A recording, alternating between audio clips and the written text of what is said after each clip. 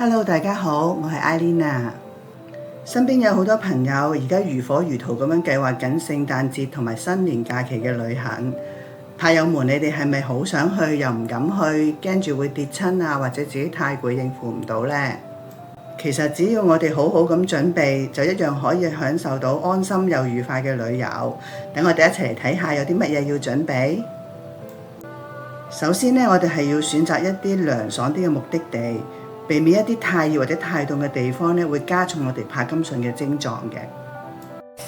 最好揾多個朋友一齊啦，咁樣可以大家有個照應啊嘛。跟住就係去見下你嘅主診醫生，等佢評估下你嘅體能同你準備要去做嘅活動可唔可以應付得到啦。同埋我哋去旅行嘅地方可能嘅時區同香港唔同嘅，我哋嘅食藥時間都可以請佢建議我哋嘅。亦都請醫生寫一封醫生證明書，裏邊包含咗我哋寫咗我哋咩病啦，同埋我哋有一個藥物嘅清單，方便咧可能過關嘅時候咧需要檢查，我哋可以拎出嚟啦。記得下載嗰個翻譯嘅 app 啦，可以幫我哋喺言語不通嘅時候溝通，特別係咧如果我哋喺當地要入醫院嘅時候咧，呢個係好重要㗎。如果喺時間上邊唔方便你見到醫生嘅話咧，你就最好帶備有你個名同身份證號碼嘅藥單，同埋咧嗰個原裝嘅藥袋，方便過關嘅時候檢查。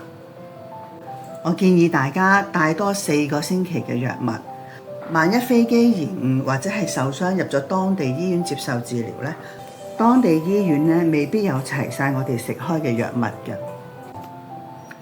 而所有藥咧都係需要更新帶上飛機嘅。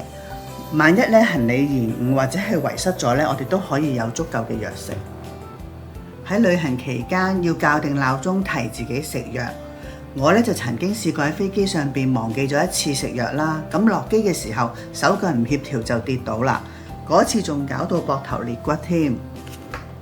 除咗藥物之外，衣食住行方面都有以下幾點要關注嘅。首先就係個旅途最好就係短啲啦。用一啲舒服啲嘅交通工具，避免自己過分勞累。要話俾同你同行嘅夥伴同埋導遊聽你嘅症狀，等佢哋識得點樣去遷就你同埋幫你。